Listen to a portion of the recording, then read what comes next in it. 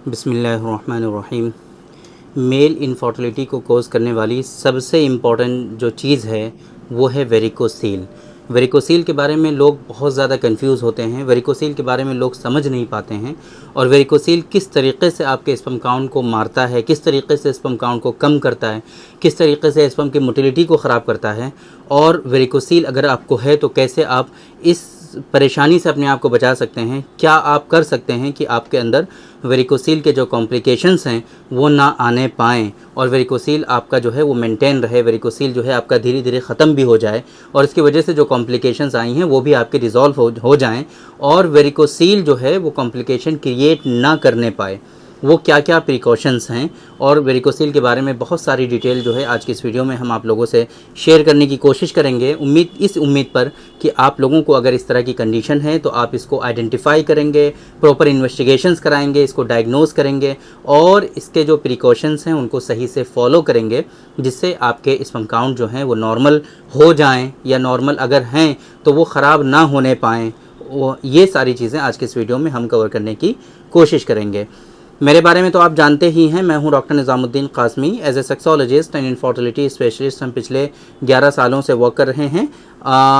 हमारा ये सेंटर बाराबंकी उत्तर प्रदेश में है। इसका नाम सायरा हेल्थ केयर है। आप गूगल पे सर्च कर सकते हैं और सारी इन्फॉर्मेशन सायरा हेल्थ केयर के बारे में हासिल कर सकते हैं।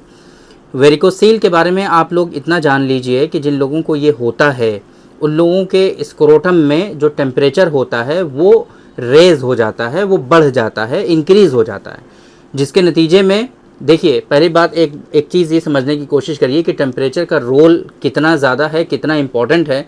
वो एक बात से आप समझ सकते हैं, हमारी बॉडी का जो नॉर्मल टेम्परेचर होता है उस टेम्परेचर से 1 डिग्री कम चाहिए होता है टेम्परेचर हमारे स्क्रूटम को, ताकि टेस्टिकल जो हैं वो प्रॉपर फंक्शन कर पाएँ। इसके लिए हमें हमारी अपनी बॉडी से भी 1 डिग्री कम टेम्परेचर हमारे टेस्टिकल्स को चाहिए होता है।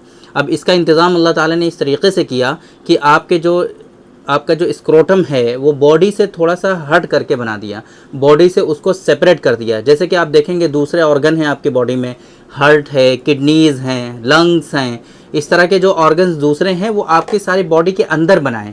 लेकिन टेस्टिकल्स को चूँकि आपके बॉडी के टेम्परेचर से उसका टेम्परेचर 1 डिग्री कम चाहिए था, इस वजह से उसको बॉडी से थोड़ा सा सेपरेट कर दिया और उसको हैंग कर दिया।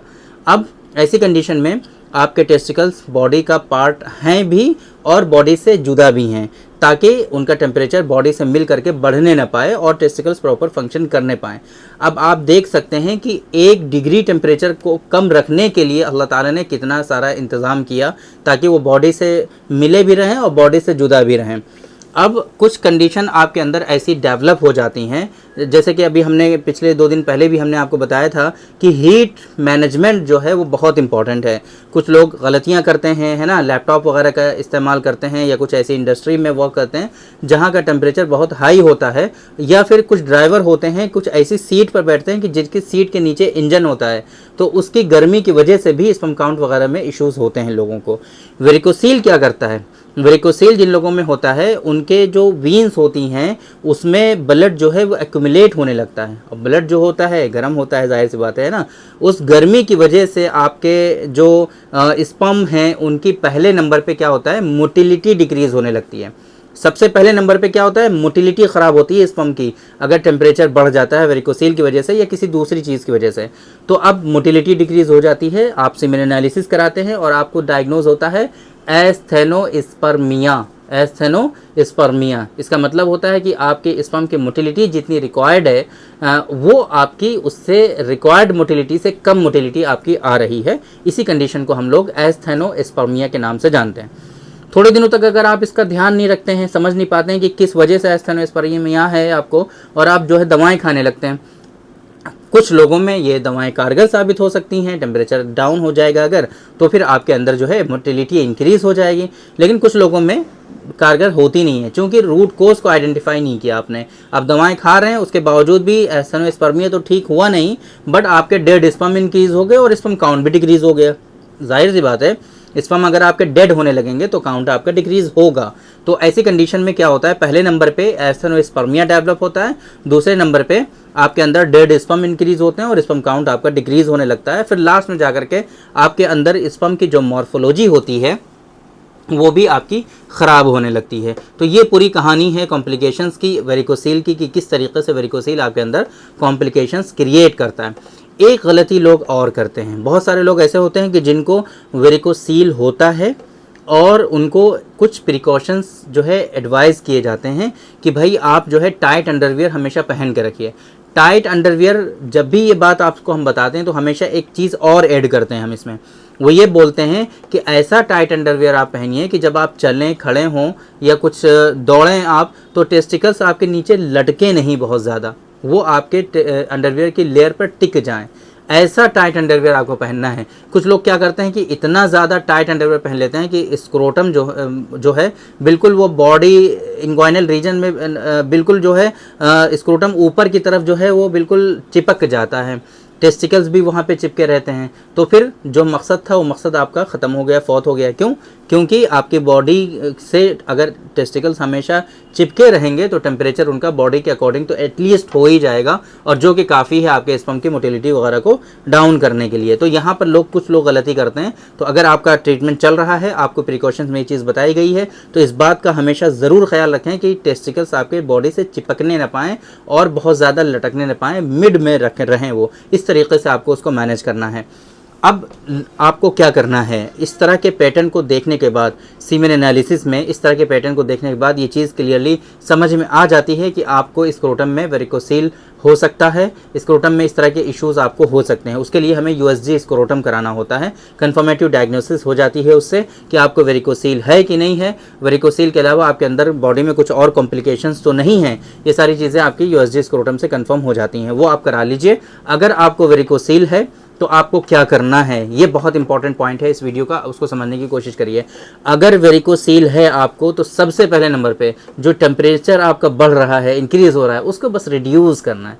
उसकी ऐसी तरकीबें आपको करनी है कि जिससे आपका टेम्परेचर बढ़ने ना पाए, और ज़्यादा ना बढ़े, बल्कि वो नॉर्मल रहे, डिक्रीज़ रहे, कम रहे, बढ़े नहीं। अगर बढ़ेगा तो कॉम्प्लिकेशंस बढ़ेंगे, टेम्परेचर को डाउन कर लेंगे आप तो कॉम्प्लिकेशंस नहीं होंगे और आपका स्पर्म काउंट भी नॉर्मल हो जाएगा, जो परेशानियां हैं वो भी रिजॉल्व हो जाएंगी।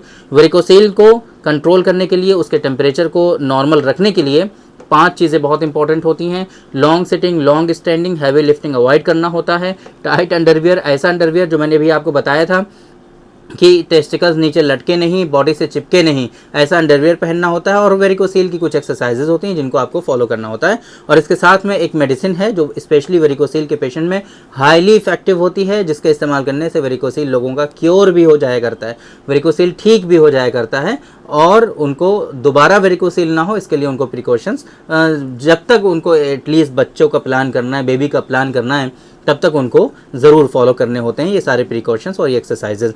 वो मेडिसिन है डॉक्टर कासमीज़ नुस्खा नंबर 145, 145 नंबर, उसका लिंक इस वीडियो के डिस्क्रिप्शन में आपको मिलेगा। उस मेडिसिन को यूज़ कर सकते हैं वेरिकोसील के पेशेंट, और इस तरह की परेशानियों से, कॉम्प्लिकेशन से अपने आप को बचा सकते हैं। इस लिंक पर क्लिक करके आप सारी इन्फॉर्मेशन इस मेडिसिन के बारे में, इसके इंग्रेडिएंट्स, इसके बेनिफिट्स, इसके डोजेज, इसके MRP, सारी चीज़ें आपको वहाँ पर मिल जाएंगी। वहीं से आप इस मेडिसिन का ऑर्डर प्लेस कर सकते हैं। बाकी अगर आपको कोई डाउट है, कुछ कन्फ्यूज़न है, कुछ आप जानना चाहते हैं, कोई परेशानी हो रही है आपको, तो आप हमारे दिए गए हेल्पलाइन नंबर पे कॉल करके इंडिया टाइम सुबह 9 बजे से रात के 9 बजे तक ये हमारी टीम अवेलेबल रहती है, उनसे आप कोऑर्डिनेट कर सकते हैं। और अगर आप कहीं बाहर हैं या नहीं आ सकते हैं आप हमारे सेंटर पर, तो आपके लिए हमारी वेबसाइट है www.sairahealthcare.com। इस वेबसाइट पर विजिट करके आप दुनिया के किसी भी कोने से अपना अपॉइंटमेंट शेड्यूल कर सकते हैं और आप डायरेक्टली हमसे कंसल्ट कर सकते हैं। अगर आप आना चाहते हैं हमारे सेंटर पर, तो ये सायरा हेल्थ केयर बाराबंकी उत्तर प्रदेश में सिचुएटेड है।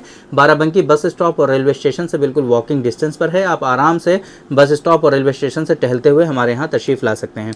हमारे यहाँ प्योर हर्बल मेडिसिन के थ्रू क्योरेबल ट्रीटमेंट देने की कोशिश की जाती है।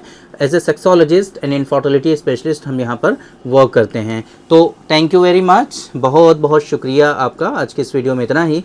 इंशाल्लाह कल फिर मुलाकात होगी आपसे एक दूसरे वीडियो में, हम डिस्कस करेंगे आपसे एक दूसरे टॉपिक पर। तब तक के लिए आप हमें इजाज़त दीजिए। अस्सलाम वालेकुम।